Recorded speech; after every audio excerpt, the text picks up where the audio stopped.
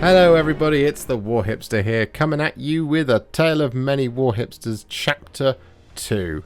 This episode is fantastic.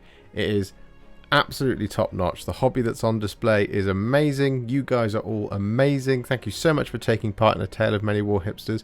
If you wish to be part of Tale of Many Warhipsters Chapter 3, you can. Just get involved. Send your email to therealwarhipster@gmail.com. That's therealwarhipster@gmail.com. Now you might notice in this intro that Adam and Rich are nowhere to be seen. Now, that's not their fault, that's my fault. I had a technical glitch. When we recorded the intro, none of the sound recorded.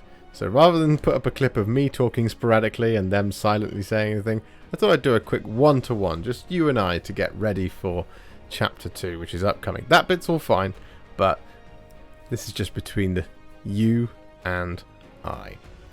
I'm really excited to show you everything that's happened this month. I hope you're as excited as I am. Let's get going in 3, 2, 1. Roll the tape. So then, chaps, with all that aside, are you ready to see some minis? Absolutely. Absolutely.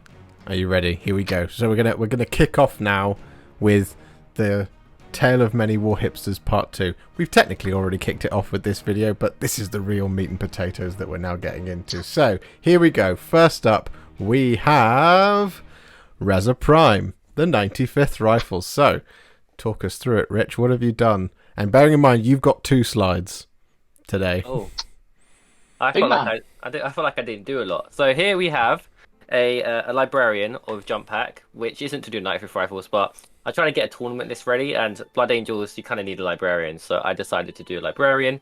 And then in the middle, you have a tank, a Lehman Russ, which is my first attempt at the color scheme for my armored company of the 95th Rifles, if that makes sense. So yeah, I did the red via your contrast on vehicles tutorial, Josh. So if it looks brilliant, it's because of you. If it looks shit, because of you. And then I've just done it for a black base. The Baneblade I did commit to is almost done. And when I do finish it, I'm going to be really excited to show you it because Josh taught me stippling. And it looks like urban camouflage. It looks so cool. Anyway, and then the last bit is Professor Snape, who hasn't joined the 95th Rifles. A friend of mine has asked me to paint some Harry Potter minis for her. And I'm so proud of Snape, and mainly his face, that I've decided to throw it in there and show you guys.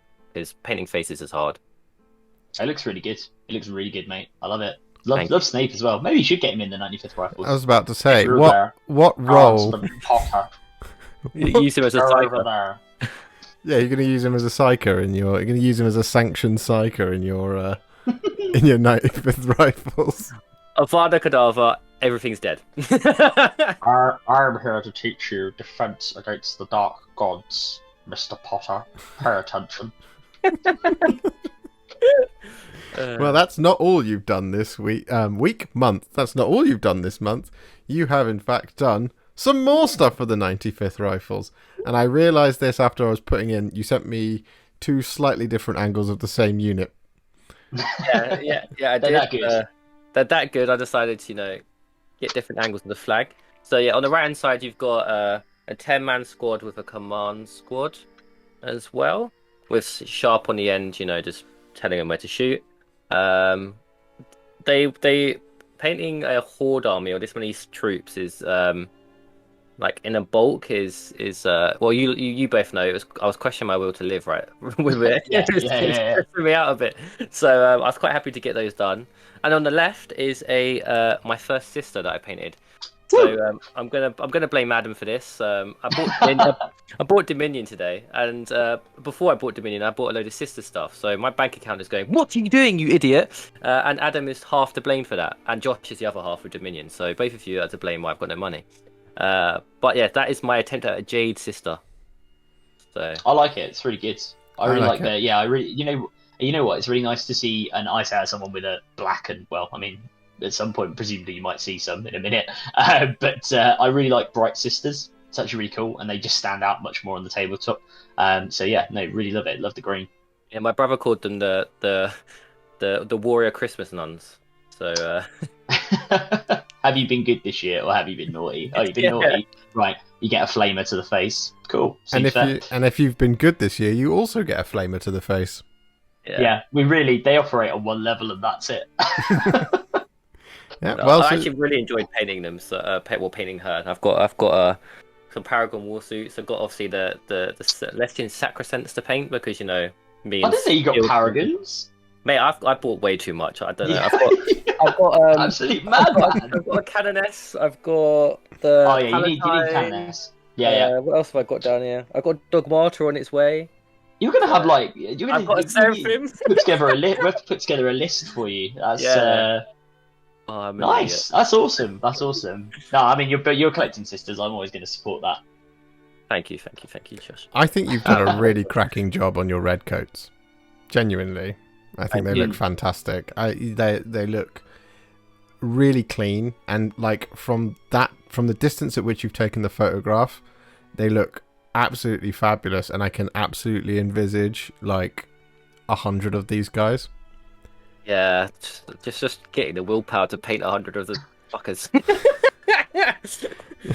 But yeah, I imagine just 100 of them on a table would just look brilliant. I think it's gonna look really good.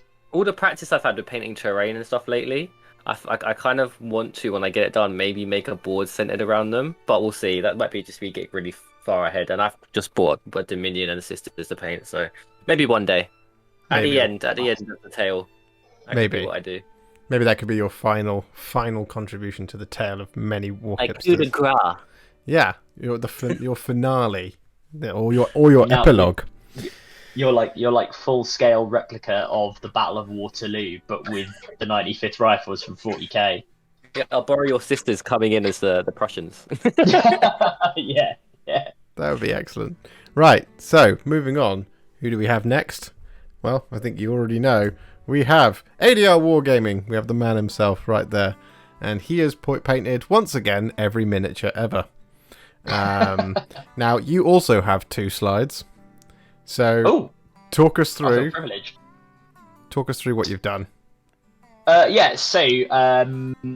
Obviously focusing quite heavily on sisters because all the beautiful new kit came out, and then I also had some stuff that I hadn't got round to finishing yet, that I wanted to, I maybe glued together or base, but I just hadn't really sort of finished painting. And the sisters have, as I've said before, and I won't go on about it, but they have some fantastic models, and hopefully this sort of gives you an idea of the few of those. So moving from the top left, we have Celestine and her Gemini Superior, her sort of 2 attendants, as it were, and she is the living saint.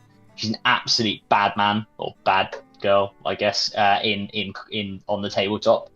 She used to sort of fly about and buff things and be quite good at getting into fights, but not brilliant. Now she's just dropped all the buffing stuff. She just flies around killing people. And that sword she's got, which it quite funnily when you look at it in the picture, it's actually got a little bouquet of flowers in her hand as well. So she's actually holding, so that little, I don't know how well you guys can see it, but just under the sword there's like a little bouquet of flowers and some petals falling off, as well as the sort of the doves that are coming around the other side. And that sword actually is technically like a flamer. So it's like a flamer profile. So I'm always really worried. I'm like, should you be holding your flowers that close to the blade? Do you not think you're gonna singe them a bit? Like, kindling. You want to probably take them home, put them in a nice vase, put them on a shelf, back at the back at the headquarters of the order. Although I say that she's the living saint, she just appears and disappears at will. So who knows? In the middle, we have Morven Val, who is the one abbess. thing before you move on. Go on. The white on the wings, white is so hard to paint, and it's so clean. Like that is, it's beautiful.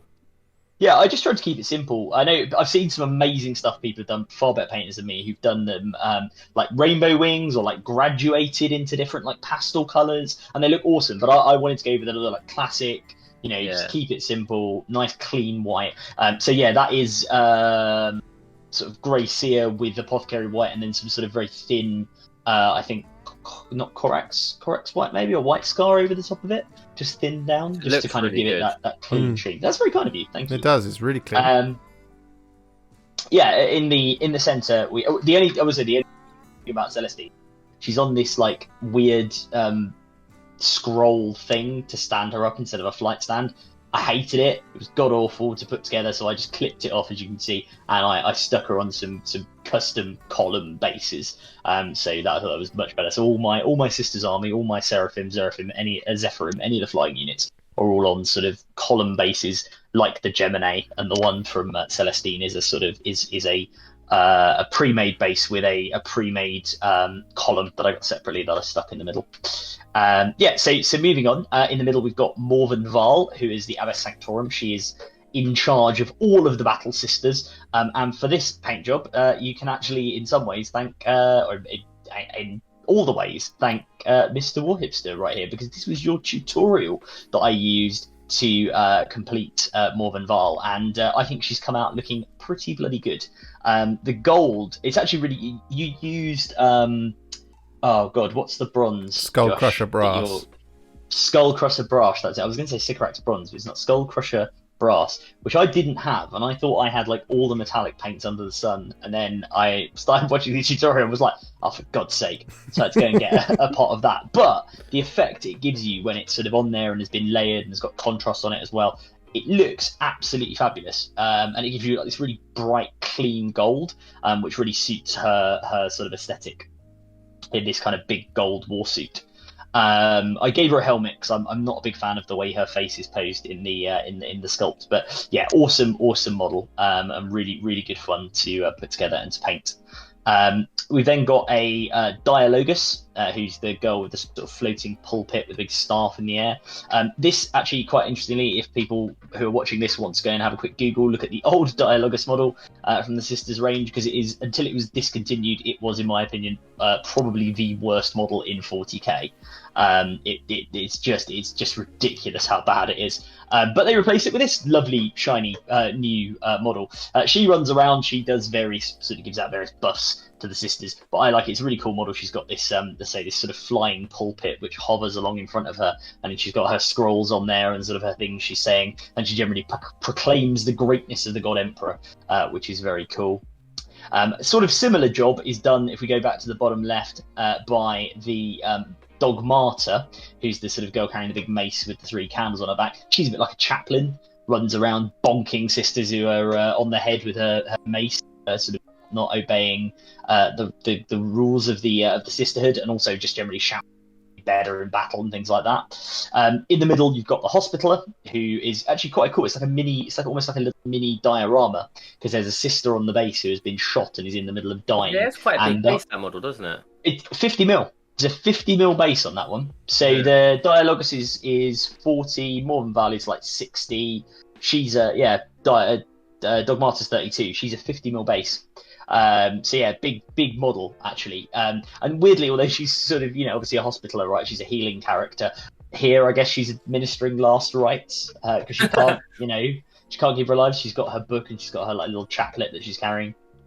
And then finally, on the bottom right, is a penitent engine, which are the sort of, if you're condemned by the Adeptus Ministorum, you may end up getting strapped into one of these, and you are then filled with pain and let loose upon the enemies of mankind, which mainly involves you running at them with a pair of big heavy flamers on your arms and a pair of big buzz saws to chop people up.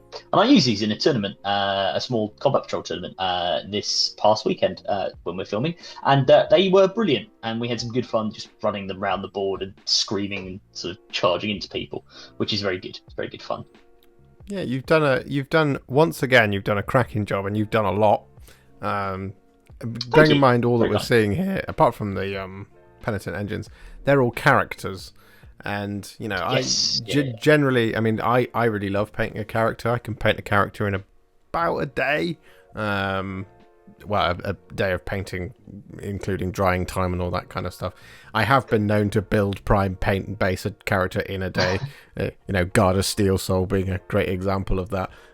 Just because I think I blacked out that day, and then I woke up the next day with a fully painted Gardas, and I don't really know what happened.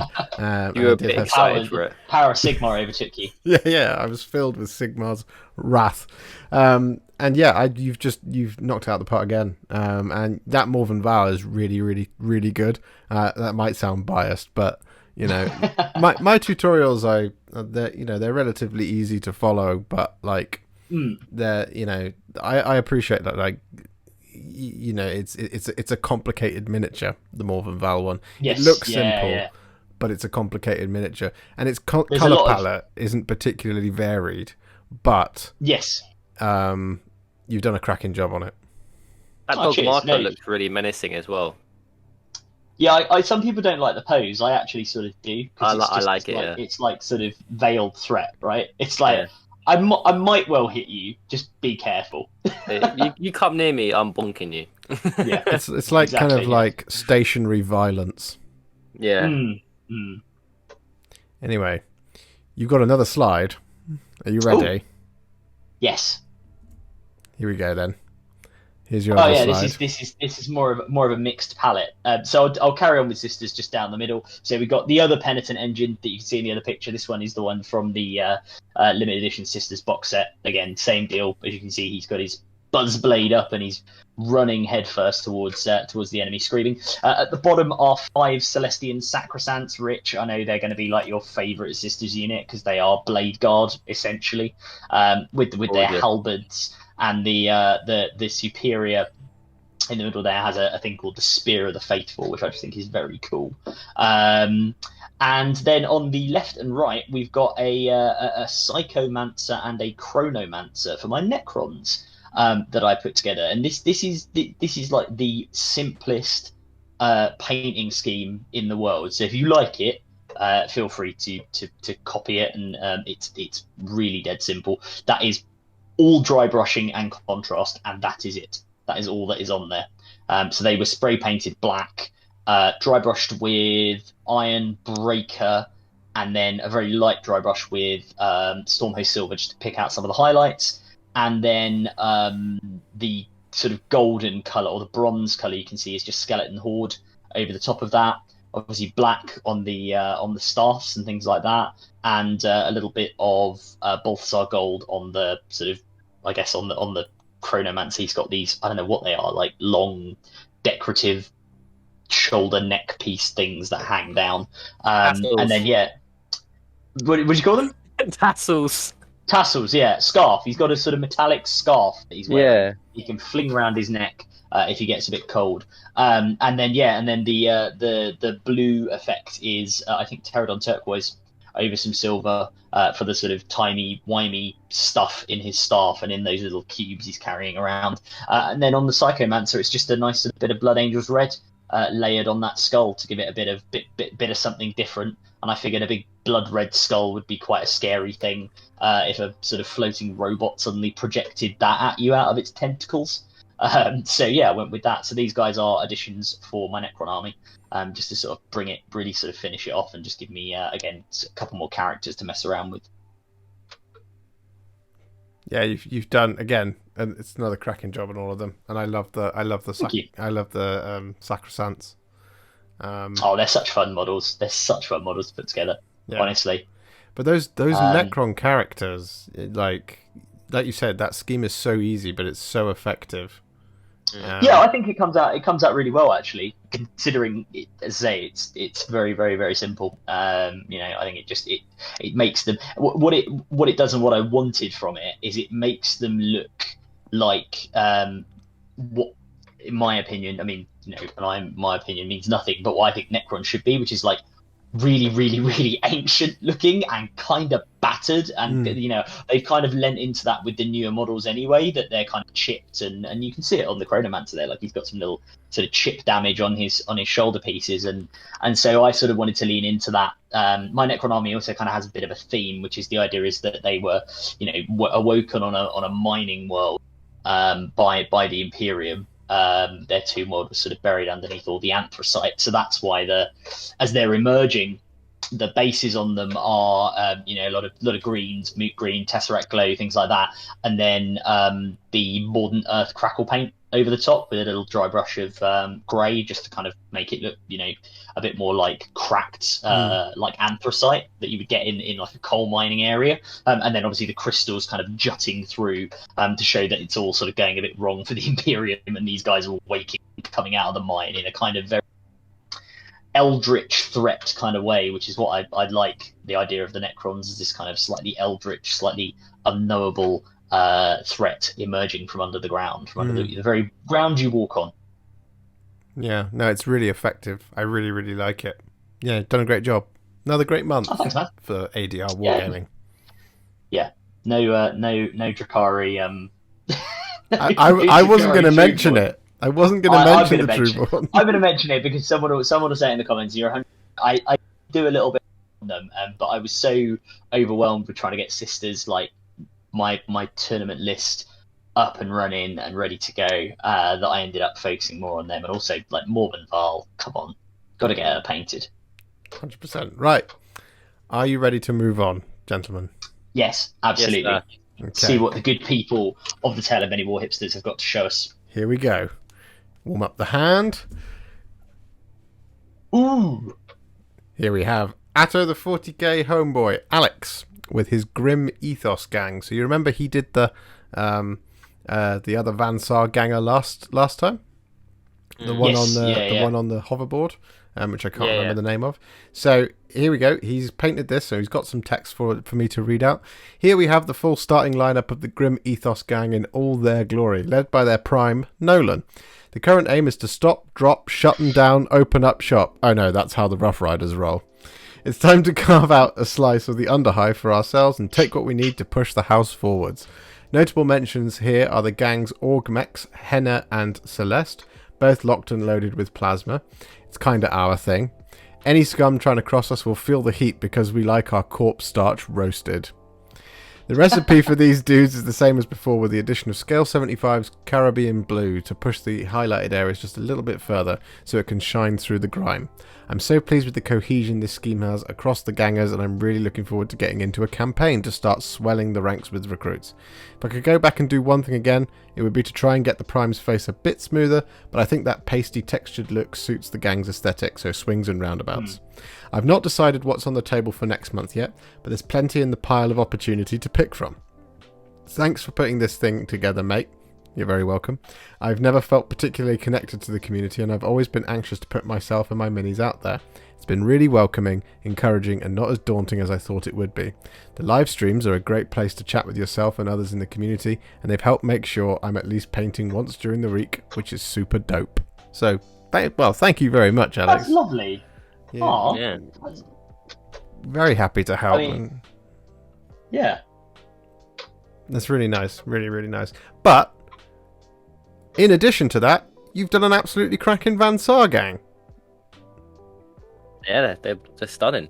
I really like it. I get the comment on the faces of a nightmare to paint. At it, Alex, I completely sympathise with you on that. Like, faces are just, and I think Reza will feel the same. I think you're some kind of sorcerer, Josh, with what you can do. But like, yeah, faces are really hard to paint. But that said, the whole gang does look cracking, and I completely agree. I think that like the whole the prime, the fact the prime's skin does look a little bit mottled in the photos, it suits it down to the ground. Like it gives you this impression of these like tech obsessed sort of weirdos who are living, you know, in Necromunda, are stuck in this hive, obviously sort of scrabbling around to survive, and you know, maybe not getting as much sunlight as they probably should, which is a good thing and suits the aesthetic down to the ground. I think they look brilliant, mate. I think you should be very proud of these. They look fab. Yeah. Yeah, he mentioned cohesion earlier, and it really ties it all together, the faces. Yeah. Yeah, no, I couldn't agree more. Yeah, and you've done a really cracking job here, particularly with the plasma, because it's always tricky when you've got a slightly blue tinted model to add blue plasma. But there is such a clear distinction between the two that it's perfect. It's a really good job, and I love how kind of weathered they look. Like some of the panels on some of the armor plates just look so real. Do you know what I mean? Like this is nothing in Necromunda is clean. Well. Yeah, and on the guns as well, and on the bases. The bases look absolutely cracking. You've done a fantastic job on this gang. You should be really pleased with yourself, buddy. I really like the on the point about the plasma. I really like the was it called an augment? I think it's the one sort of, if we're looking at the top of the whole gang together, the one just to the left on my screen of the prime, who's got the sort of plasma gun up like this, and then is pointing the pistol kind of away, because the little plasma sort of globule or holder, I guess, on the gun. It almost like the way there's the darker and the lighter patches of the blue. It looks like it's swirling. Like, do you know what I mean? Yeah. Like it looks like it looks like it has dynamism and movement, and that's really hard to achieve. Actually, that's really nice. Absolutely. Nice, man. Richard, anything to add? Nah, I liked that Adam picked out because in my head I was thinking that the plasma looks like alive. So yeah, I'll put It's really cool. It makes me want to look at Necromunda, but then I need to stop. Yay, more plastic. There you go, Alex. You've now inspired Rich to buy more models, which he definitely doesn't want to do. Anyway, thank you very much for that. I look forward to seeing what you do in Chapter 3. So, moving on. You ready for Chapter 3? You ready for the next one? Number 4, this is. Yep. We have Black Knights from Daniel Brunt. So, you remember he did those skeletons last month? So, what he said here on the Black Knights, I wanted the Black Knights to be closer to the newer skeletons, so I tried to make them a little more armoured. To achieve this, I used some of the spare heads and arms from the new skeleton box, as well as giving them boots and pauldrons when the model didn't have them. I also wanted the leader of the squad to stand out more and be closer to the mounted White King. As such, I added some armour around the skeletal steed's head. So, there's another slide, but you can see him there on either side of the musician in the middle with the horn.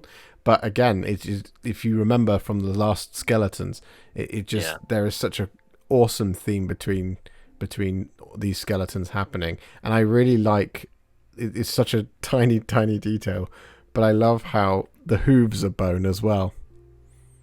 Oh yeah, it's just so effective. Cool. It's such an effective scheme, and it translates well up to the Black Knights as well. So you don't. So like the one in the middle looks like it's got like the horse looks like it's got a tongue sticking out almost. I'm not sure what. I think that's a strap.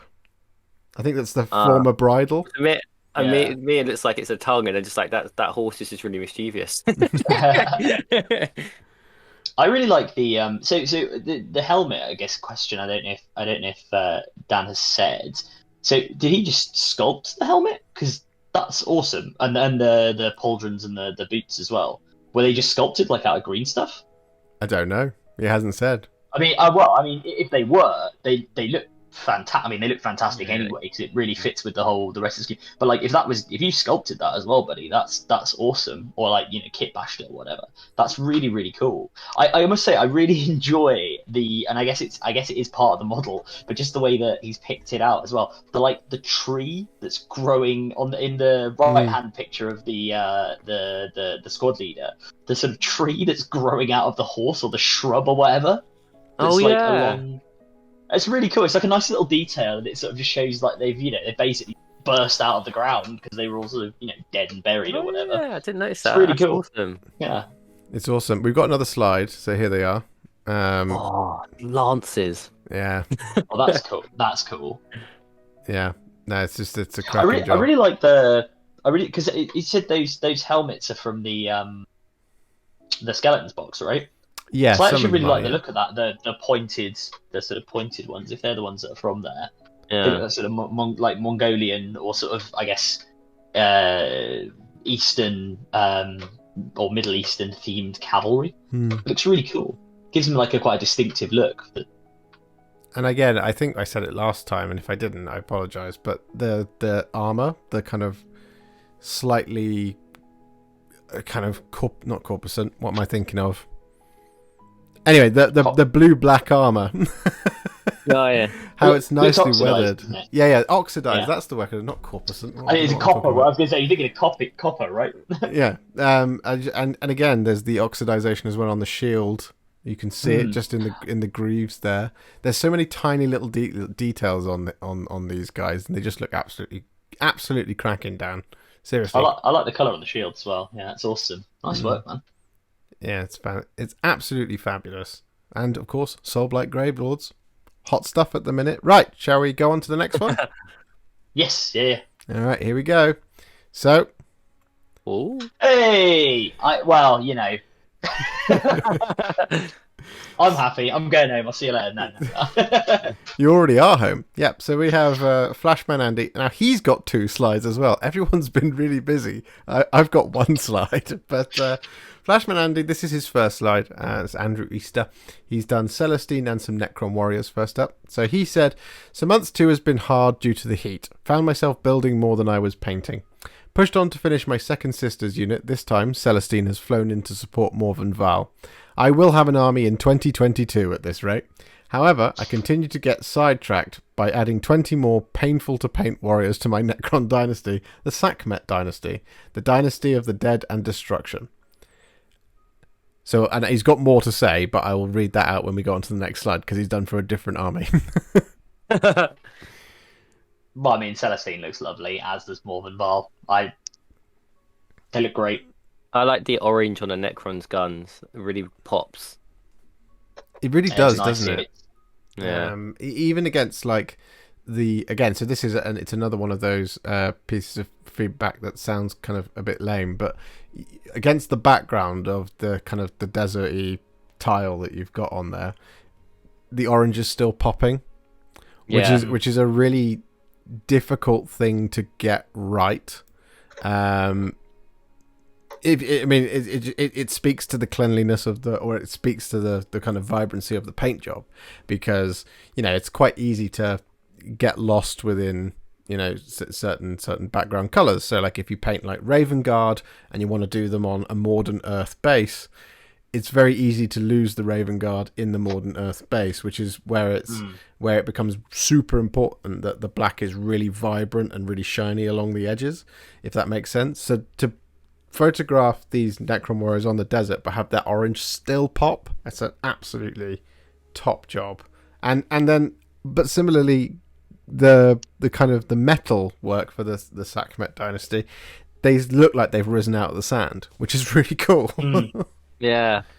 Yeah, that background really suits them. Actually, it looks really cool. This kind of army sort of advancing out of the desert. It looks awesome. I love it.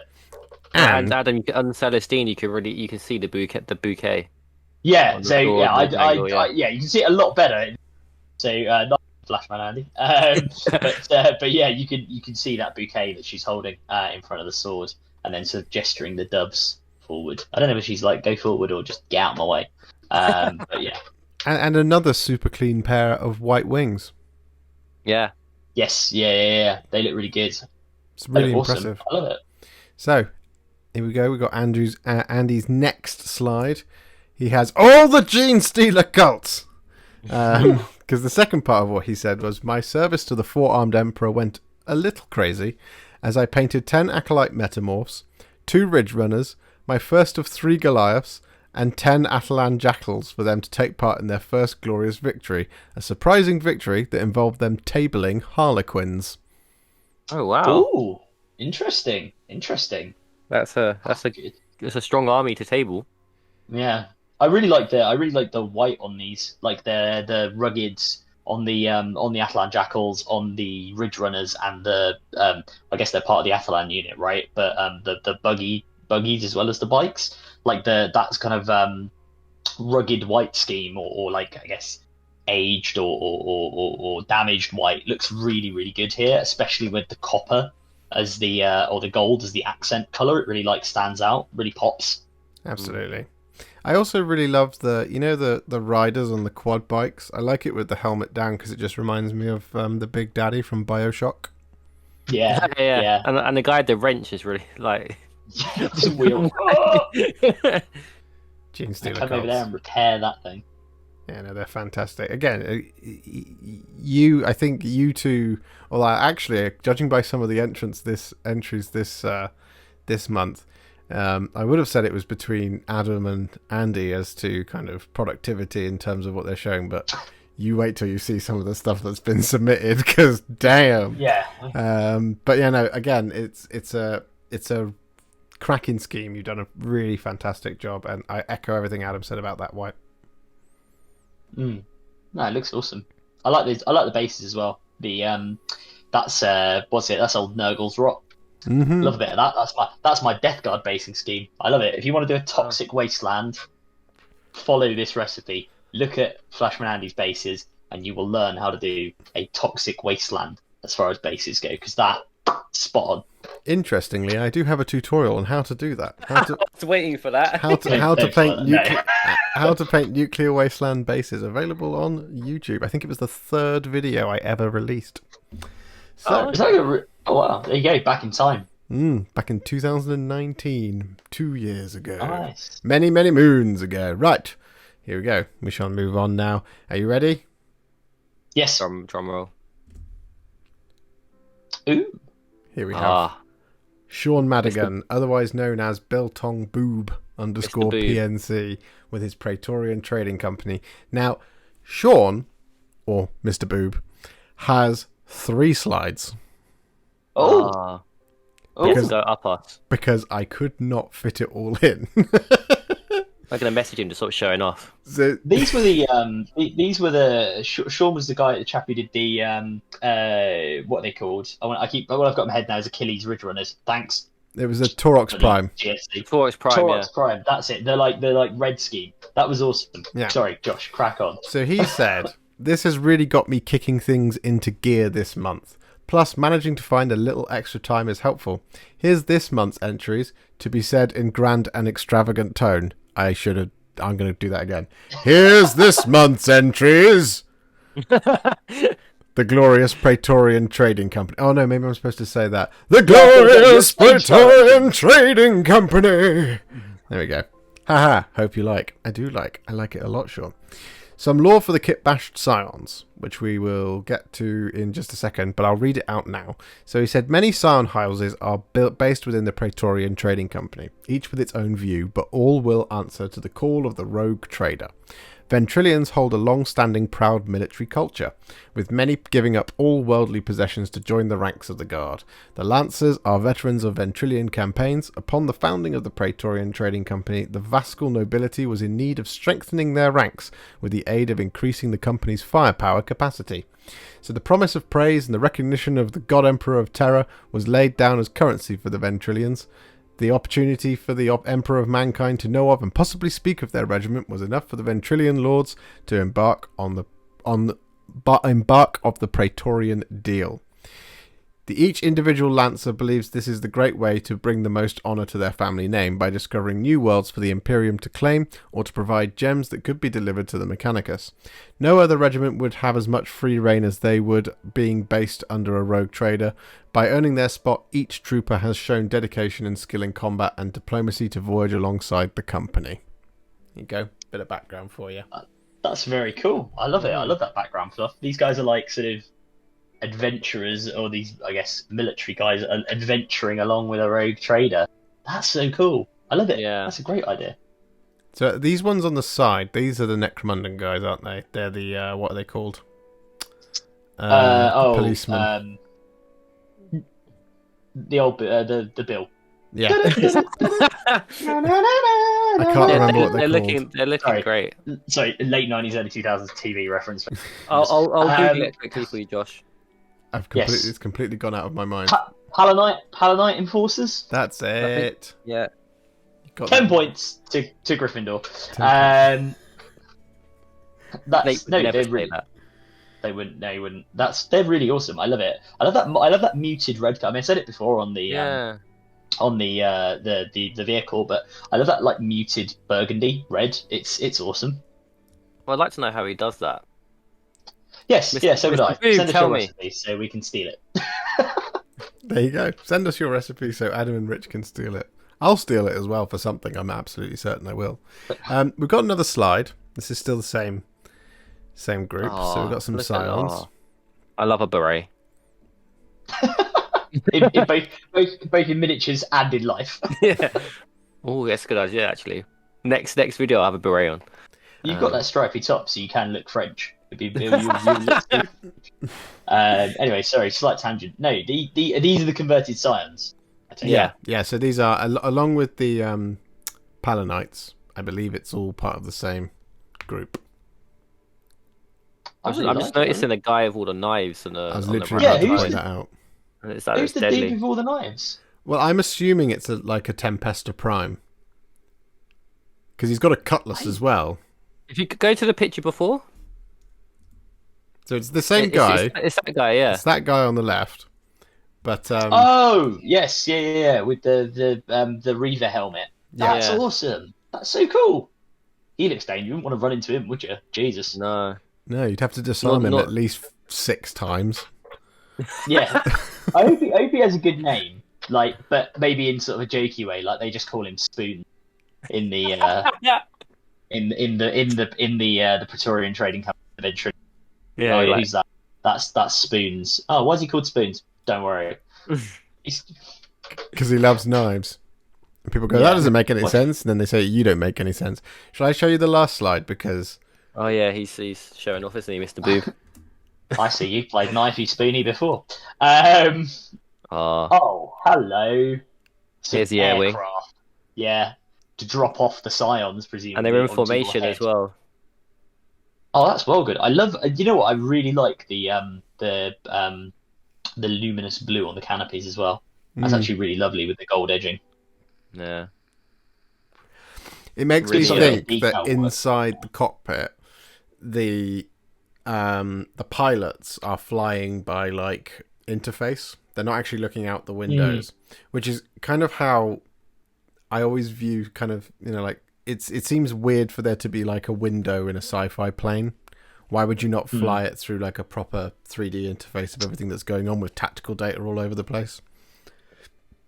I think it's like it is you know, it can be a canopy, right? But it's like they turn that on and it goes, you know, it's sort of glowing blue or it's glowing, you know, whatever color you want, right? But the blue here, and that's like the heads-up display that, as you say, like they see around them. So they see, you know, 3D map of the landscape. So you're right, they're not.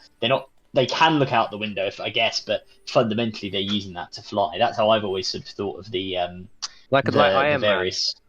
Yeah, like Iron Man. That's a good example. Yes, like Iron Man, like Tony Stark, and we've got sort of gold and reds here, so it is kind of a little bit Iron Man-esque as well. Yeah, a little bit of hot rod red thrown in there. There you go, Mr. Boob. Thank you very much for your massive amounts. Awesome job, man. Yeah. Right, are you ready for the next one? Yeah. So next up, we have nearly Kroak. You know what? I saw some earlier. I think on Twitter. I think I actually said to Meg about, she posted an even earlier shot of this when the only bit that had been done was just like the I think like the stuff that's on the palanquin, I believe is the correct name for it, but the chair, and like a little bit of the grey on the background, and the rest of it was all still in being based. I think maybe there was the blue on the snakes at the top, and I said, this looks like it's going to be absolutely awesome, and I'm glad that I've been proven absolutely right. This is fabulous. It's Every amazing. detail about it, like the boat, like the horn bones things. Yeah, it's just little snakes. It's just gorgeous. It's a giant floating chair, for God's sake. But look at it. It's beautiful. Love it. It's fantastic. So Meg has said, I may have gotten slightly distracted by Dominion this month. And I also chose Lord Kroak as my model for this month, which was, ellipsis, ambitious. I've completed his throne and will hopefully be finishing the man himself and his little skinky friend in the next couple of days. I'm glad I said that outright. I wanted the thing to look like it was made of igneous rock, so I chose basalt and pink granite. I'm super happy with how these came out, and all the very little details on this model are just superb. Sorry it's not quite finished, but I've also attached photos of something else which I'm going to show you in just a second. But again, she's absolutely smashed it out of the park with the throne. It's the hard part's done now. I mean, Kroak is, although judging by the last... Just dip him in. No, it was sticking, but it'll be fine. Yeah, he's done. Judging by the Bastiladon with Solar Engine last month, I imagine Kroak is going to absolutely just elevate this even further, if that's possible to do. Looks so alive. Yeah. You know what I love as well on the leaves of the sort of jungle plant stuff that's growing on there. Not only are all the individual leaves picked out, which you wouldn't expect anything less, but like the graduated, like I assume it's sort of because of layering and a bit of I don't know, maybe dry brushing or something, but just they look real. Like they have the sort of how do I say it, like the segments or whatever of like a real one of those sort of big palm leaves you get in sort of tropical environments. Yeah. Like they look alive. Like she's gone in a garden and just stolen some leaves and stuck them And on. and it's also the green is notably different to the jade work up on the sun thing above his head. That's really cool. That's awesome. That's really, really good. Yeah, genuinely, I love it. Absolutely top notch. So her bonus photos that she included was a killer boss on Great Gnashtooth. On a big hyena. Well, it's a Great Gnashtooth, yes. Well, no, sorry. And the reason I say that is not. I know it's a Great Gnashtooth. See anything about AOS? You told off by Josh. No, what I mean, Mr. Warhipster, is on the paint scheme on his like back legs, he's got like a hyena pattern on him. I know. Because it's that like the patches of black. Yeah, Josh. I was just pulling your leg. But yes, the painting in of the texture for the fur. So I've got this model. Well, you two have both got this model. That texture isn't there. There is texture, but the texture, as you can see, of that fur, it's not there. It's got kind of a smoother texture on the model. So she's painted in all of that texture. And Meg just does an obscene job of making things look photorealistic, which is ridiculous. It's kind of offensive. Yeah, I'm a bit gobsmacked. Stop it, Meg. Stop. No, don't stop, please. This is awesome. But there you go. Yeah. Even like the shield, the tongue on the shield is just like disturbing me. Yeah, the yellow shield's really cool, right? Because the box art one's red. Is yellow shield? Well, I'm probably talking 40k now, but Bad Moons. Well, you do have Bad Moon grots. There's the moon. It's grots in AOS. Yeah. But I'm sure the Bad Moons are a clan. I mean, you can make up any clan, right? But yeah. I mean, it's a really vibrant yellow, which again you wouldn't normally expect to work next to the kind of the emerald green of the flesh, but it absolutely does. There is such contrast between the colours, and it's done by the vibrancy of each of the colours. Because if it was any more muted on either of them, it wouldn't work. But it's vibrant and amazing. Well, I think what's quite nice about it as well is that the Gnashtooth, including the armor, actually to pick on the the back legs in particular, just because they stand out because they're raised. There's that kind of graduation down to the darker skin tone, and then the claw, and the armor itself, with that kind of very rusted gold, which is what presumably the crawl boys should have because they spend all their time knocking about in swamps. It's really naturalistic, and it looks like that could be. I mean, obviously it's a fantasy animal, but that could be a real world thing.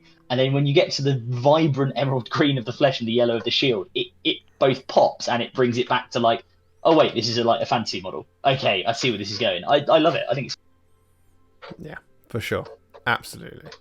So next up, we have Grim Harkness with Thangrim Ironfist, Life Domain Cleric of Berenar Truesilver. It's the longest title. So this is a D&D, I think it's from Hero Forge. But Chris says, "Hi Josh, Adam, Rich, and all my fellow Warhipsters. The observant among you will swiftly notice that this isn't a unit of Orc brutes, nor is it even a Warhammer Age of Sigmar miniature. Having managed to build 10 brutes, I also got distracted by Dominion and decided to build that in its entirety too.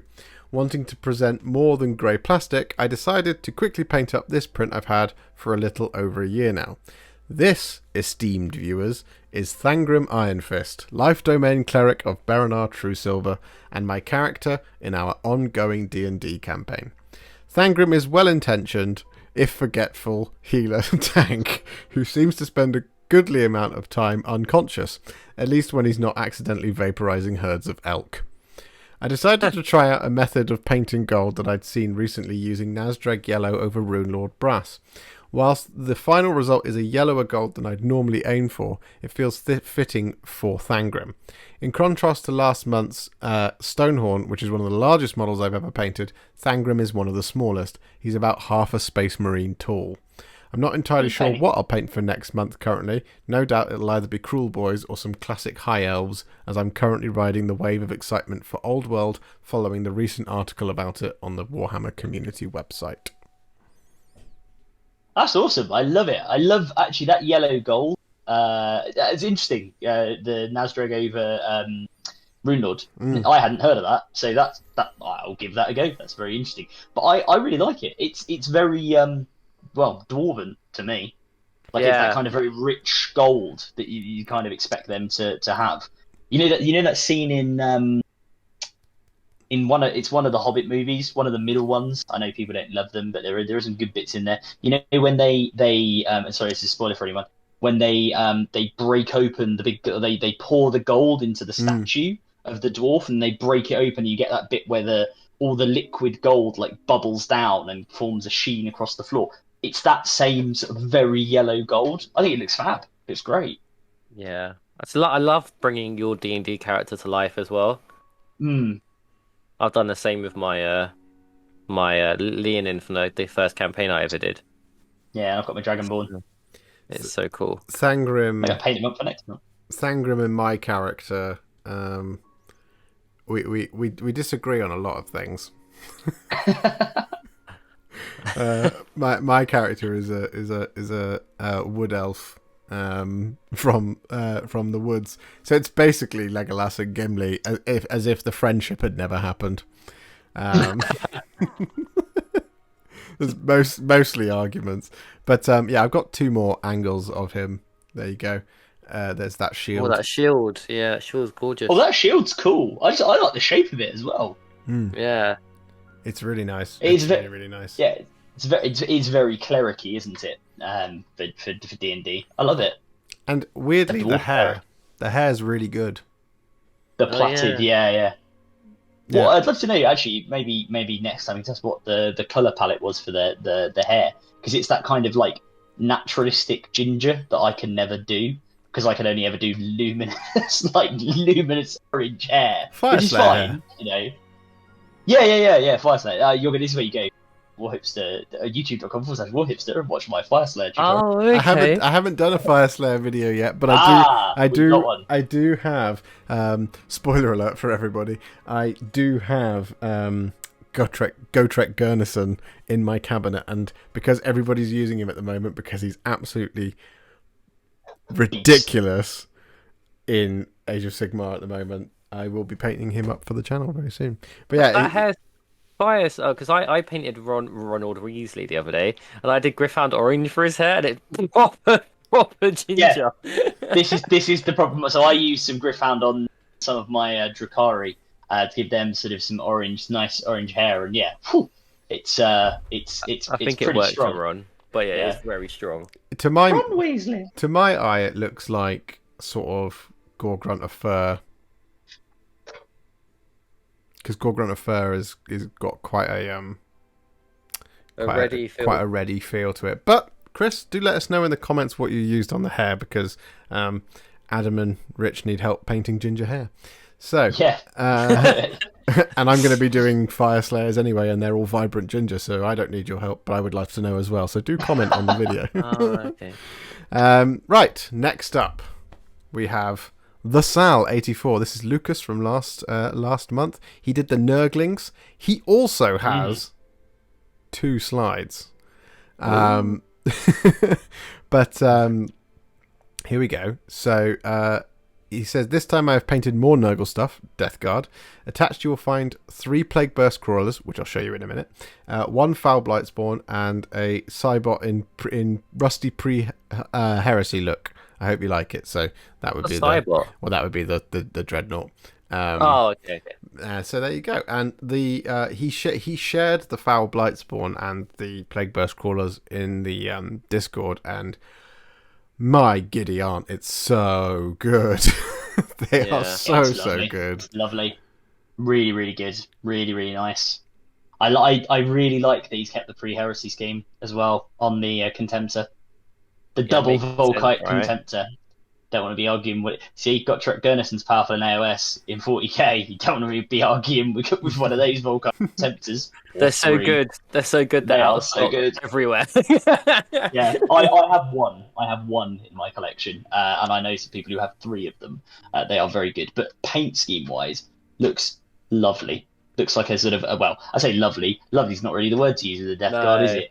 He looks grim, but in a good way. Yeah, suitably. Yeah, you know, disgustingly resilient. No, disgustingly corroded, and suitably grim. I love it. Looks great and splattered as well. Oh, I like Go-Trek could take him. On the blight spawn, the goo in the, I guess the tank goo. Yeah. He's like little the glass effect as well. Like, it's really good. Can you see the little crack in the middle? Yeah, amazing. It's really, really cool. Yeah. So, and here are the Plague Burst crawlers. Look at them. Three of these bad boys. Yeah, this is a good old fashioned Death Guard. I'm gonna come along and I'm gonna ruin your day list, isn't it? That's being put together here by Lucas, and I like it. I like it because I have something similar. And these 3 Plague Burst crawlers are looking lovely. Double entropy cannons on each one. Heavy slugger and the mortar, and the mortars are lovely and rusted and grim. There's actually a cool bit of lore about these. So Mortarion, if you don't mind me doing a bit of background lore on the Death Guard, Josh. So Mortarion, certainly in the old Death Guard codex, I don't know if it actually says in the new one. But the idea behind this was Mortarion designed the Plague Burst crawler himself, as he wanted a siege engine that was the best all-round sort of tank at its job at laying siege, in this sort of slow, plodding, methodical way, just coming across the battlefield, very difficult to kill, constantly hitting you using the mortar and its sort of cannons and stuff. Mortarion himself, sort of, this is his genius, fused with the foul demons of Nurgle in metallic carapace. Very, very cool and awesome paint job, Lucas. I love it.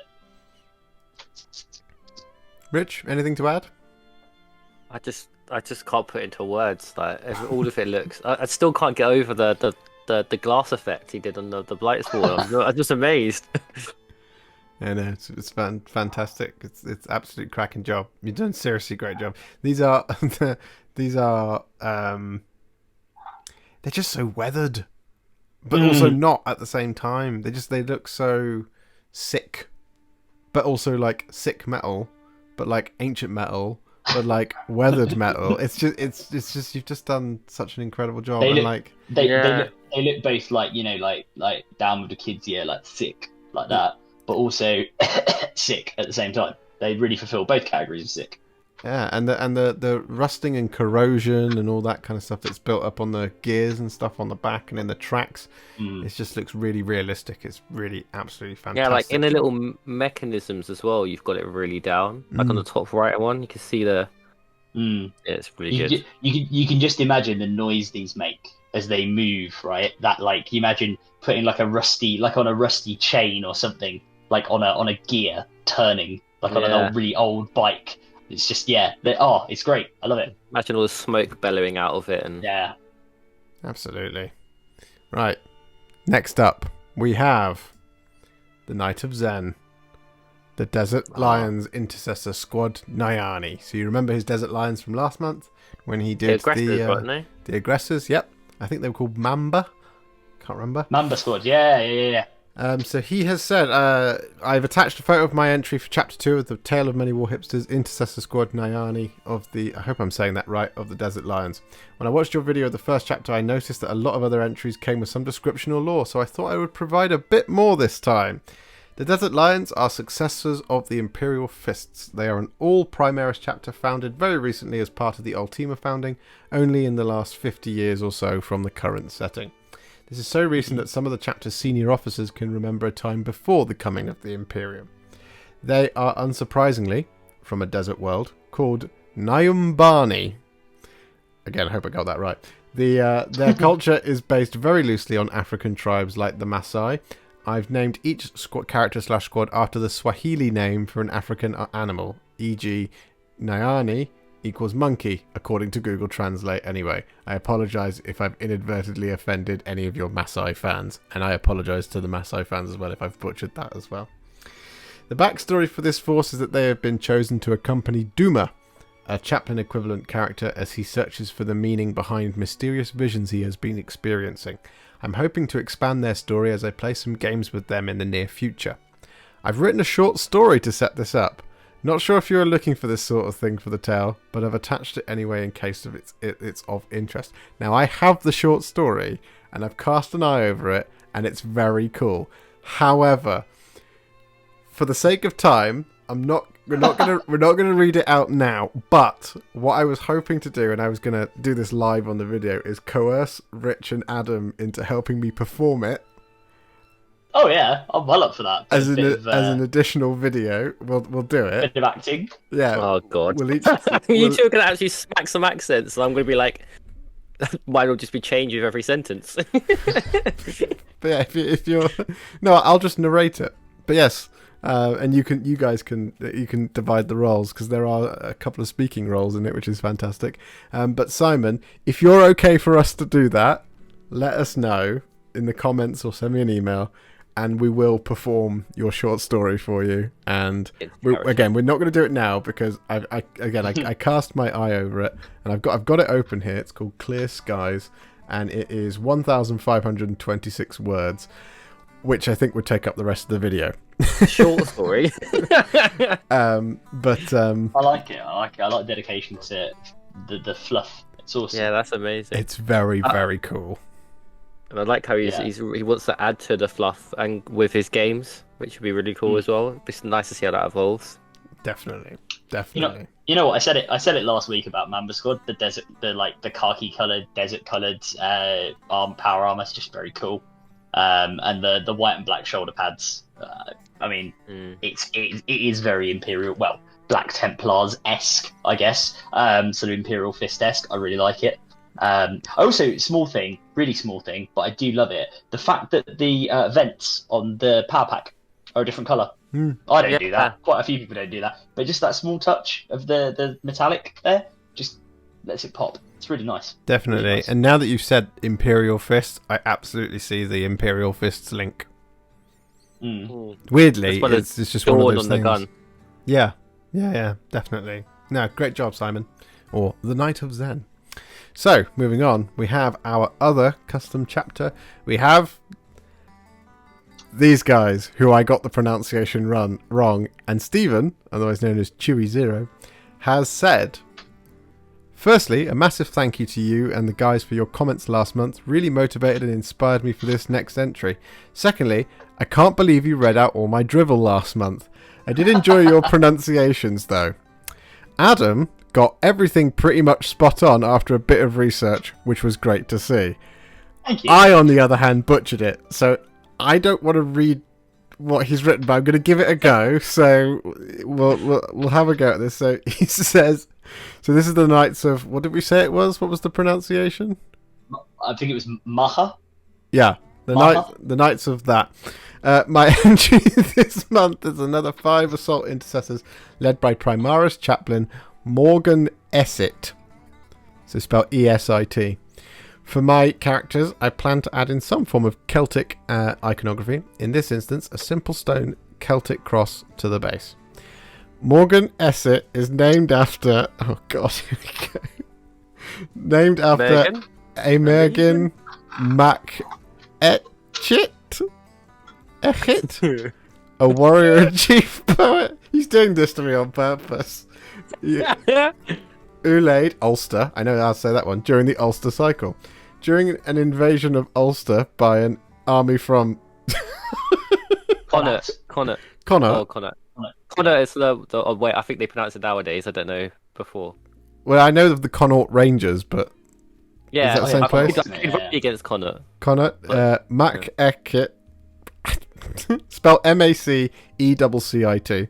Held up their advance by hurling enormous stones at them for 3 days and 3 nights. Next month, I'll add some background info on the Knights of Macha chapter. For now, I can't wait to see the other new entries this month, particularly the other custom chapter and the Seraphon. So you've already seen them. You should send a voice note for the send us a pronunciation, proper Irish pronunciation, so we know how to pronounce it and we don't look silly. I suspect, these are lovely, though. I suspect he's sat now watching this, laughing and just cooking up even more for me next month to we need butcher. what we need. We need lots of DHs, BHs, and MHs, right? Because it's Irish. sort of those letter combinations, and we need them chucked in just so that we can Josh, myself, and Rich can just fall over ourselves looking stupid trying to pronounce Irish Irish pronunciation. Although I think once you get the hang of it, it's like Chevaux. Once you know how those letter combinations work, the SIs and the BHs, for example, it's actually fairly straightforward. So yeah, but a pronunciation guide would be lovely, just so we can get it right for you. Because honestly, they're lovely, and the fact you have this lore for them, and as I said it before, it is really nice to see you using the history or the folk history as well of where I assume you're from in your background as well. So obviously we want to kind of pay tribute to that and pronounce it as you would want it pronounced. So please do send us a little pronunciation guide if necessary. Definitely. And we've got a second slide as well, so here's some close-ups of the guys that he's finished this month. He's lovely, isn't he? Oh yeah, the cross you can see it on base. Yeah, that's so clean, the gold and the black. It's really cool, really great work, honestly. Again, that orange, I love it. I really love orange marines. It looks fantastic. Orange and white. That is they're going to stand out. Yeah, that's yeah. You didn't come from a mile off. Yeah, but then you're dead. Oh yeah, it is an artisan's color palette. I think orange and white. It's I'm big, bold, and I'm here to stay. It's that kind of thing. It's really great job, Stephen. Blue robes are nice touch as well. Oh yeah, no, definitely. And I'm sorry that I don't know how to pronounce any of the words that you put in the text. But yeah, as Adam said, please do include a voice note. Right. So, another fantastic job. But we are going to move on now because we have things that fall out of my head. We have Ross with his... It's not Swamp Thing. This one is in fact called The Ruin of Decius. Okay. So, continuing the theme of abandoned engineering, I present The Ruin of Decius. I imagine this one as a knight that had spent some time immersed to the knees in a swamp, so the lower legs stayed muddy, while the rest of the body started to corrode. For the text and markings, I took reference from graffiti on Second World War tanks, when armoured divisions would denote being the first into particular war zone or town with a first in tag.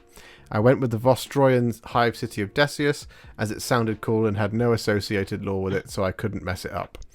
Paint-wise, most of the work was done with typhus corrosion for the rust effect, dry brushing up through deep red/purple up to a bright orange, black weathering, and various brown washes were used to add visual interest and tonal variation. Before a heavy chipping with silver, I added the text and kill markings with white, which was also then weathered down. My freehand skills have not aged well. Think I'm getting the basing nailed down now, but still not happy with the eyes. As a shameless self-plug, there is a video on my channel that goes into more details, and his channel is things that fall out of my head. Go check it out on YouTube. But we've met him, haven't we? We have met him on Instagram. We have. Yeah. And yeah, fantastic job. And your freehand skills are much better than you give yourself credit for. Yeah. Firstly, your freehand skills are way brilliant. Better. Don't. Yeah. I dream of being able to do that, and it's the rust is vibrant. Yeah, it's amazing. I like the graduation from the sort of the mud and on the I guess burn marks or whatever on the guns. But do you know what? I don't know why this reminds me of like something from like Akira, from like the anime. Like I think it's because didn't he ride like a red bike in that? I don't know why. Just this kind of like vibrant, but in this case quite aged red. It just reminds me of Akira for some reason, or like that genre of stuff. I can see that. But yeah, love it. Yeah. Pretty good. We've got another slide, as you can see. There's those legs, the swampy legs. But yeah, you've done a really great job. I don't know what you're talking about with the freehand. You can see the little white chevrons on the gun. It's really cool. It's really good. And the chipping on the guns and the leg plates and stuff. So like the silver really like. As he said, the visual interest that's really like captures it. Well, you know what it is as well. It's the fact that like an armiger like this, a lot of people, and I think most people, myself included, automatically would. If you look at the close up of the legs on the right here, the little edging, the edging of the armor plates that goes into that sort of cross pattern that comes down from the top of the thigh armor, whatever it is. Most people would colour that in, right? That would be silver or gold or something like that. When you consider that this is actually all just one colour, right, albeit with tonal variation, it's crazy how much that silver, that chipping and that damage effect really makes it all stand out and gives it depth. I think it's really cool. I think you've done a great job. Absolutely. 100% agree. No, it's top. It's top work. It's really, really good. Right. They're all really good. That's the problem. Yeah, I know. It would be bad if we got a bad one. Well, no, it'd be weird if we got a bad one. Because, there's no such thing as a bad one. But, this is just... I'm blown away with the standard of the hobby that is a part of A Tale of Many Warhipsters. Speaking of, we have more Ideneth Deepkin upcoming. We have Paul Naskow. Oh, wow. With King Volturos of the Ideneth Deepkin. So, Paul, he has also got a YouTube channel, so go check it out. He's the Shaky Painter. And, yeah, he's done a cracking job on King Volturos. He's the big boss, I believe, of the I want to say the Iron Rack. I think that's what they're called. Basically, the box art Ideneth Deepkin. But yeah, he's. I just think I really, really like this model, and I really love the paint job that he's done on it. Yeah, the purple is like, I love it. Really good. I don't want to say that. I really like the graduation again from the purple down to the beige color on the long tails. It's really, really nice. Would you say this guy is like a sort of master of the ocean, Josh? In any way, shape, or form? You would actually say that this guy is a master of the ocean. That I think this might be one of his titles. Some might consider him to be a master of the ocean or ocean master. Interesting. That character is in the best movie ever made, isn't it, Adam? We won't focus on that. We'll focus on the. And the blue on the cloak's really nice as well. Like it's very deep blue, which I really like. Yeah, absolutely.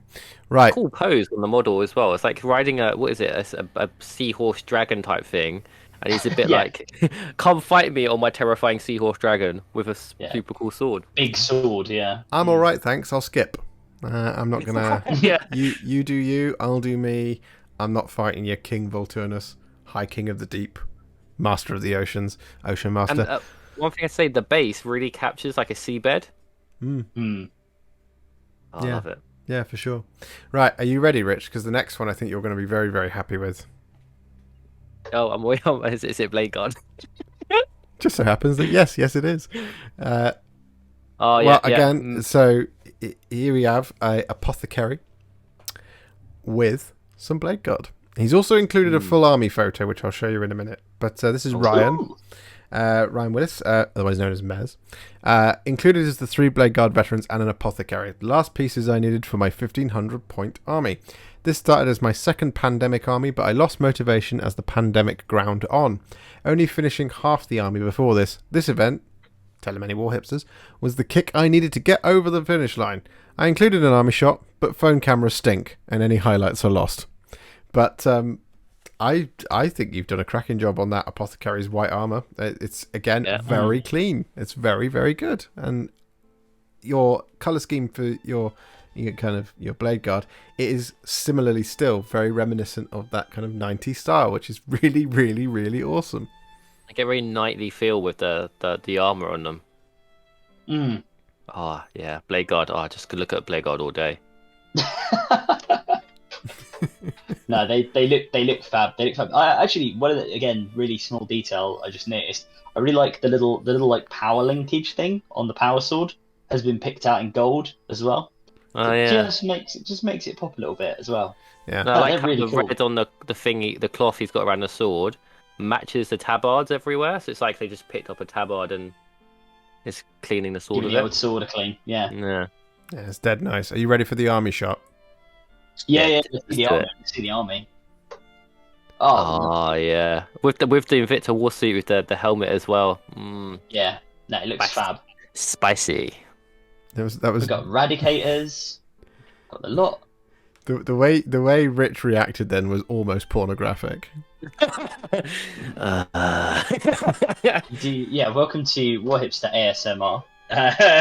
We'll just put some waves and blade guard around it. It's even more blade guard in this one. The smooth sounds will come straight to your ears. But I think I really love this color palette. I really love this scheme, and I think it's really effective. It's effective. This sounds like I'm insulting it. It's really effective en masse. It's really effective on its own, but boy, is it really effective when you see it like that. I get like a Transformers feel with it. I don't know why. I can see that. I get it. I think it's the dreadnought in the warsuit with the helmet on the warsuit. Yeah. No, it's really it is really cool, and again, it just shows right that you put all the models. You put all this effort into the individual models. They all look great on their own. When you put them together as an army, it just it all works together really well. It looks fab. So this is 1,500 points. What's 2K gonna be, Ryan? Yeah, that's my question. But no, it looks awesome, and I don't know. I'd love to play a game. This would be cool. Would be, wouldn't it? Wouldn't be? Wouldn't it just? It's quite a spicy little army as well, I think. It is. It is spicy again. Spicy. We use spicy quite a lot this group, don't we? Yeah, we do. Right. Thank you very much, Ryan. You've done again cracking job. Absolutely amazing. And I'm really digging that white. Really digging that white. But it is time for some corrupted white because we have Fleroy Brown with 3 Plague Marines again. He says a bit of a rush job. This is Brendan. He says bit of a rush job this month, but wanted to get something done ish. These guys are my attempt at Pallid Hand. Not sure they really work. Probably prefer my green dudes, but feedback most welcome. Thanks again for putting this together. It's great fun. Well, I think they work. Yeah, I think they're lovely. Actually, yeah. The Pallid Hand's always an interesting color scheme for Death Guard because it just makes it always stands out because 90% of people have green Death Guard in one form or another, myself included. So no, I think the use of the Pallid Hand scheme, like the nice sort of gunky white, is very nice. Actually, looks really good. I like with the fleshy bits, the one on the top left in the middle with all the blood and like the pinky gore. It really makes it fleshy bits. No, yeah, I'm sorry. Just makes it suitably gruesome, disgustingly so. Just gonna copy you. And I really like the I think is it Achillean green? It is Achillean green, isn't it? The sort of turquoisey, tealy, greeny cloth. It really just acts as like quite a nice counterpoint to the paleness of the Pallid Hand. I like the bright gold as well. Actually, that's a nice contrast because most Death Guard, again, you see them done, again, mine included, you see them done in like the muted bronzes, and like even bright stuff is still muted down, like Screaming Bell. But it's that kind of bronze and off gold colours, whereas this is like the actual kind of quite popping gold. And maybe it stands out more because of the white, but I really like it. I think it's cool. Again, I think the individual models look really good, and once you see them, if you're not sure about this, Brendan, if you do like the scheme, because obviously it's about if you like the scheme yourself and if you're painting it, think how good it's going to look on a whole army, right? Because actually, once it all comes together, it will look. Trust me, it will pop and it will stand out, and you'll be like, okay, I see where this was going now. Yeah, for sure. No, excellent work. Right, next up, we have the hero himself. We have Matt with God of Steel Soul. The greatest mini of all times. Greatest character of all times. We have Superhero Landing. The best stormcast in the world. Exactly, Mr. Clarkson. Matt paints minis. He says, I basically followed your scheme as much as I could, minus the white runes on the tabard, as that was too hard. I adore the gold, and I'm pretty chuffed with how that came out, as I feel I did my best ever edge highlights on there. I feel the face came out okay too. Room for improvements, freehanding lightning bolts, and I could getting used to getting the brush to the fiddly and hard to reach areas, and how best to go about it. Hey, it's cracking. Nice work, man. It's God of Steel Soul. It's always going to be my favourite. Yeah, I mean that's it. Like, unless you're submitting God of Steel, if you're submitting God of Steel, You've won, guys. But no, he looks really good, man. I think he's done a great job. I just love the ground effect. Yeah. Like the blues making it like they like real give like power. Oh yeah, and he's done the eyebrows as well. Oh yeah, which is something I very rarely do. I've never been that brave. All my Marines look shocked because they've got no eyebrows. They all look like me. Yeah. I painted a face the other day, and I then had to go and put the eyebrows in because the guy looked like he was coming down off of a serious cocaine high. It was really funny. It was like, no. But yeah, no, you've done a cracking job on Gardas. I love him. I will always love him, and yeah, excellent. He makes a really good conversion opportunity. I'm joking. No, yeah. You stop don't it say right that, now. otherwise you'll be kicked off. You'll be kicked off the show. I will say I really like the on the shin pad, whatever it is called. Someone's going to comment and say I'm an idiot. You're right. I actually really like it. Look like compared to the shoulder pad, it looks a lot more weathered because it's obviously like the impact of where he's landed and all the dust that it's kicked up. It looks lovely. It looks really good. No, definitely, absolutely. Cracking work, Matt. And he got it in just at the death. We started recording at 9. He got it to me at 8:25. So he dipped. Nice. He dipped at the line. That is commitment. Right. Next up, we have Gloomspite Noob, Mr. Noob, with his Poxwalkers. So Death Guard is quite popular on the tail of many Warhipsters. This is Ross with his Poxwalkers. He said, "I don't know what to say," so we're just gonna have to say it for him. Adam, you'll appreciate the blades, won't you? It'll remind me of the necron. Yeah, I like effects. I love it. But yeah, these are really cool though because they go from that dark green out to light green, which I would assume involves a little bit of tesseract glow, maybe some warp lightning of some sort, sort of blended together. But they look very, very sort of plaguey and infected, and which is bang on for Poxwalkers. I also, one thing I love, and I've seen a few people do this, and this is another example of it. I love the orange like prisoner clothing that they're in. I always feel like it's there's a lot of part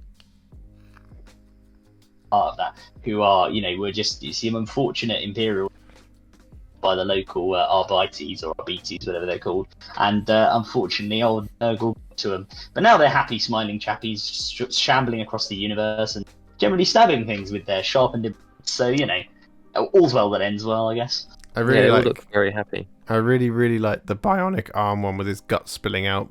He looks really gross. Very vibrant. Yeah. Very vibrant as well. Like the yellow on the like maggots and stuff that are coming out of him.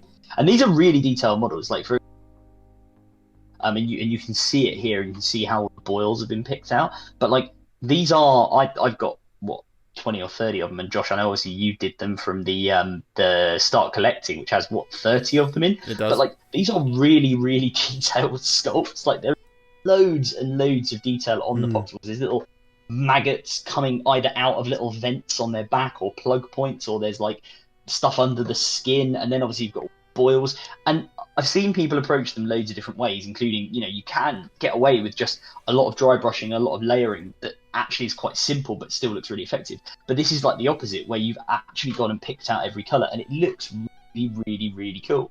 I love it. Great job. Definitely. We've got 5 more. There we go. Hey. So I like the guy in the trench coat. Because he's like, guys, I'm gonna cover up a little bit. I don't want everyone to see my guts spilling out. I protect my own modesty. Yeah, the one on the right that's really mischievous. Yeah, the one on the right who's like, what's really funny. So when they get a gun, that seems a bit weird. But yeah, it's just completely non-functional. He just holds it like that as perhaps a sort of passing memory of a previous life, but he just tries to stab people with it. Absolutely. Right. This isn't going to help with all of the Dominion hype out there, but we have some Dominion. We have Flingus Dingus, Charlie Frost. Great name! with his Stormcast Annihilators. And if I'm correct, I could be wrong, there could be a personal Storm host, but I believe these are Anvils of the Helden Hammer, and boy do they look chonky. Okay, boys. I was about to make some sort of comment about how serious stoic and strong they looked. And then you said, and no offense, Glowing is a great name, but Flingus Dingus, and immediately I was like, oh, okay. But no, they look absolutely amazing. I really love these. God, they just look like they're gonna hit you very hard. You don't want to get in an argument with them, do you? Yeah, I like how they look so uniform, but they all look different at the same time. Like they're all very unique. Yeah, definitely. And I really like the so what you see a lot of, and particularly on the box art for the Annihilators, the shields generally have like lightning coursing through them, whereas he's done like gold, which is just really effective. So you can see it kind of really running cool. through the I think it's metal or it's stone or it's what they're stormcast. It's probably magic. But yeah, no, I think you've done an absolutely cracking job on this, Charlie. Is that like? I mean, maybe Charlie can let us know in the comments. But like, is the black on the armor? Is it black, or is that like a metallic that you dry brushed over? Because it has a shine to it. They can see it's catching the light, and it looks really cool. Yeah, they look kind of battered, but not. Yeah, like that armor's been scratched because something's hit them, but obviously it's not done anything because they're chunky boys. Yeah, it's not so much that something's hit them, more that they've hit something. Yeah. And that something no longer exists. Oh Lord, he coming. Yeah, no, they are solid. They look really good. Really, really good. Yeah, no, top work, Charlie, or Flingus Dingus. Yeah, great name, seriously. Next up, we have Hunting Heresy. This is Robert Lee. So he's got 2 slides. So the first one is his painting work. So he's done Deathwatch God Mordalai. I think I've written that right. I hope I got that right. And this is really cool. But the other thing that Rob does is he prints his own bits, including those nameplates. And oh wow, okay. If you would like to check out his stuff, head to www.etsy.com/shop/hunting heresy. And yeah, I think he's done a cracking job on Deathwatch. Always loved Deathwatch. My favourite thing about these, and I was waxing lyrical about it the other day to a friend of mine, is the varied skin tones between the Silver Skull and I think that's a Raven Guard veteran there. Sergeant Titus Mordalai and veteran Vicus Orderus or something like that. But yeah, big fan of Deathwatch, always. I've painted many of them in my time. I think I've never seen you do that. Have you not? You never mentioned it before. I've never seen them on any channels. No, never. That they've been featured on. No, I agree. That's really cool. The pale skin, white hair on the Silver Skull, and then the sort of the dark hair and sort of, I guess, more sort of flushed skin tone, as it were, on the Raven Guard is really lovely. Are they shotguns on the left? Those are shotguns, yeah. Deathwatch shotguns. Oh, so cool. I didn't know they could have those. Yeah, the classic veterans can have Deathwatch shotguns. They used to be in 7th edition. They used to lay on the pain.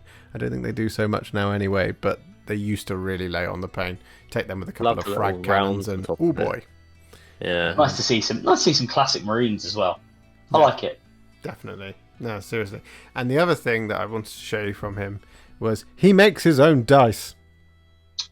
I'm a fan. There we go. So here's just a couple of examples of stuff. So I believe he prints the dice and then he paints them in.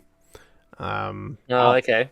I believe that's what he does. He will clarify. But yes, if you want to check out his bit shop, and I believe he takes commission in a way. So if you want a specific custom bit or whatever printing or making for something that you're doing, do get in touch with Robert at, as I said, I'll read it out again, www.etsy.com/shop/hunting heresy. Right, gentlemen, we have 2 more. And the next one, he gave us a PowerPoint last time. He's given us another PowerPoint. I've incorporated it into this one. Are you ready? Oh, we have absolutely. Dazzer on hobbies. Here we have it. A Tale of Many Necrons for a Tale of Many Warhipsters, Month 2. Now the story behind this is quite funny. Because he said, this month I left it a bit late and decided just to paint the Scorpec Lord and put a bit more effort into it. Then I realised I still had the weekend, so I painted the reanimator. And then on Sunday, realised I could probably get some more warriors done too. I'm using Tail to motivate me to get my entire Necron army painted, that is mainly in boxes.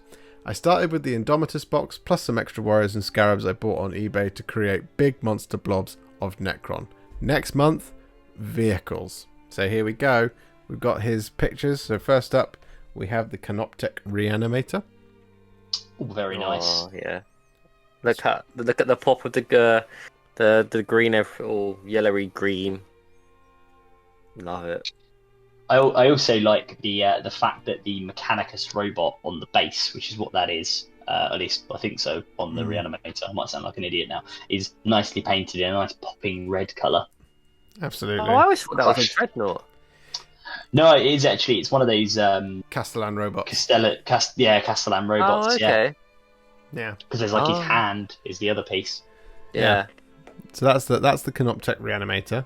Next up, we have Necron Warriors with Gorse Flayers and Gorse Reapers. A selection of weapons for whatever you prefer: long-range shooting or close-range dash. whatever the task at hand. Next up, we have more Necron Warriors. Somebody raiding your tomb well, tell them you mean business with these Necron Warriors from Dazzer Hobbies. Then we have 20 Necron Warriors. There they are. Who needs 10 when you can have 20? I'm enjoying this now. And lastly, we have the Scorpec Lord. And boy, has he done a great job on that blade. Yeah. Got a problem your Necron Warriors can't solve? Well, chop it into little manageable pieces with the Scorpec Lord. Here's Daddy. Yeah, he's awesome. I love the Scorpec Lord's a great model. It's just a really good sculpt, and this has done a great job.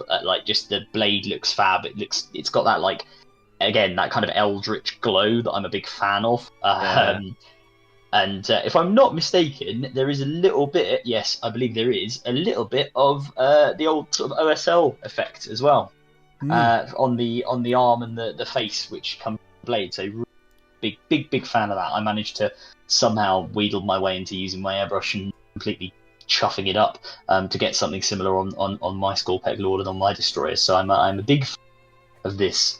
It does look the highlight very on the claw. The claw is so good. The way he's done it really it looks brings lethal, life. doesn't it? Yeah.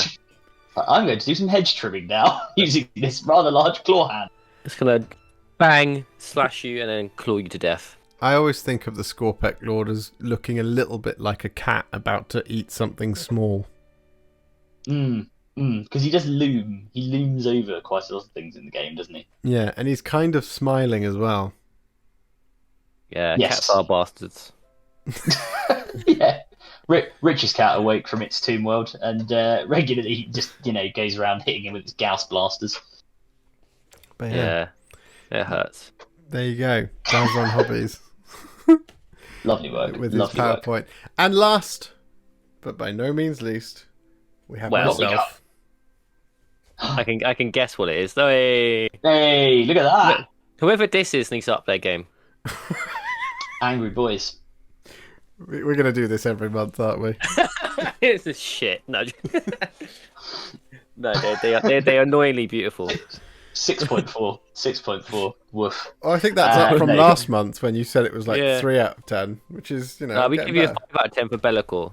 Oh, 5. No, I think these are fab, mate. Honestly, they look really good. They just considering because the thing is with the and people may disagree with me, but the pose on the old bloodletters, it's a little bit derpy in some ways.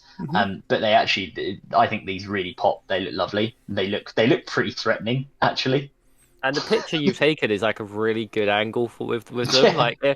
They're all coming at you, and the blood on the banner. I don't know what the banner is called. Blood on the banner looks awesome. But that Is it called? Isn't it just called a banner of blood? I think it is. I think it's called the Banner of That's Blood. very demony. What do we call this? Rich, Banner of blood. This is Khorne. The names are very simple and straightforward and self-explanatory. There's none of this, fetid bloat drone or Physic Blight Hall and Nurgle type stuff. It's all very blood banner, blood god, brass scorpion. It is How what many it of is. these are you going to do, Josh?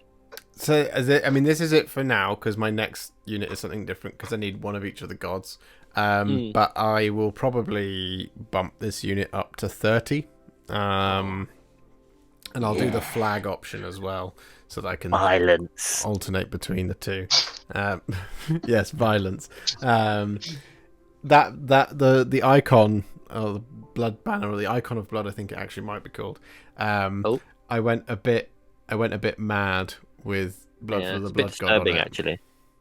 It works though, right? If there's any time you should be going mad with blood for the blood god, it's on these sort of things, right? So yeah, no, they look really good. I really love the swords, the darker metallic at the bottom, and then like it looks like hot metal at the top, which I guess is what they are in the lore, right? They have like these kind of like swords that they've just been pulled out of the forge. So yeah, really love it. Yeah, I like the gold. I think so. I think that's right. Oh, thank you very much. Really. Thank you very much. Yeah. And if you'd like to see how I painted these, you can check them out at www.youtube.com/Warhipster.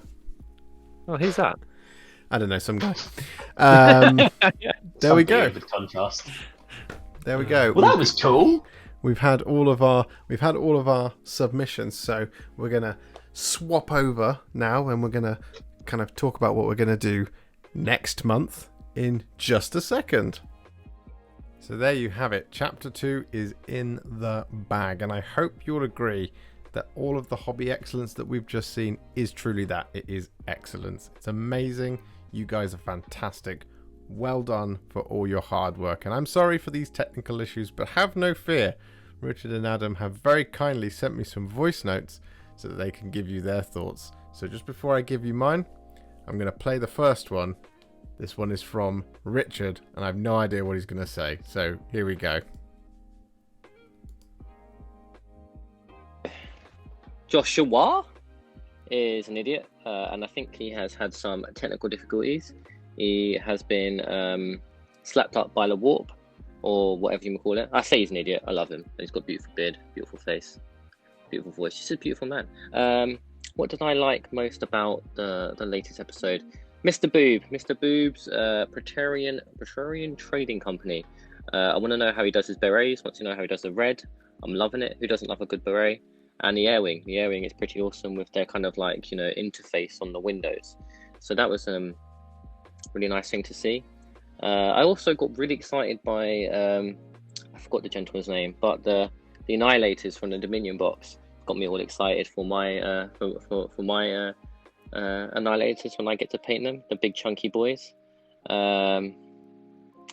Yeah, I think that's I'm quite excited. I'm also really excited to get started for the next month and see what other crazy and cool things people get up to. It's really nice to see all the stuff that people painted, and more and more people getting involved, which is always pleasant, and seeing that everybody's painting is far better than mine.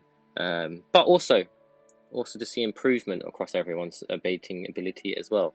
So it's been good fun, and I look forward to seeing what comes next. There you go. Thank you, Richard, for that. Completely echo all of his sentiments, apart from maybe the part about me being beautiful, because, gotta have some humility. So next up, we have Adam.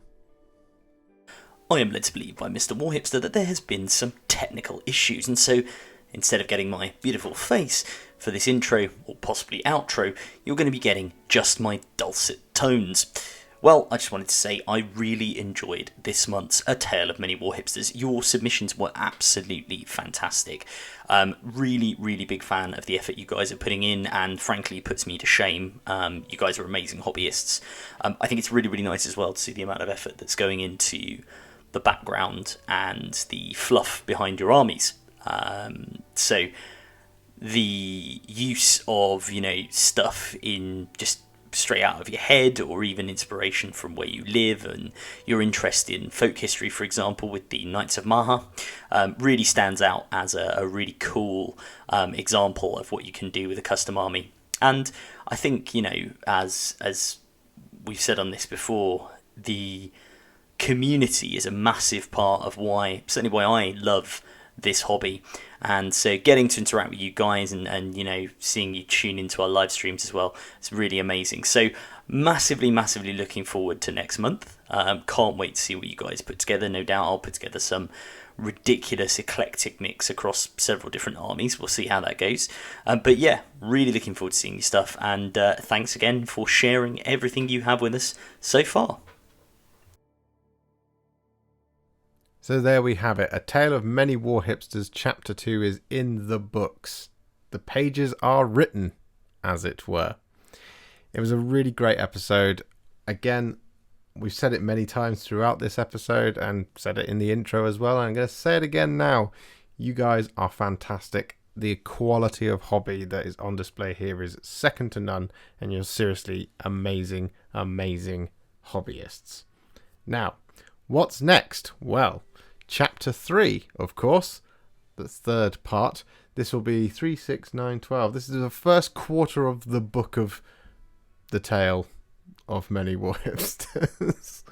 Yes, Chapter 3. When do you need to get your stuff in by? Well, that is an excellent question. The deadline, and I'm going to put it up on the screen now. The deadline for Chapter 3 is week commencing the 30th of August. Now, this is a Monday, as opposed to the 21st of July, which was, in fact, a Wednesday, which I do apologise for that confusion. I was looking at the wrong month when I initially set that date, so that's my bad. But week commencing the 30th of August. That is the deadline for Chapter 3.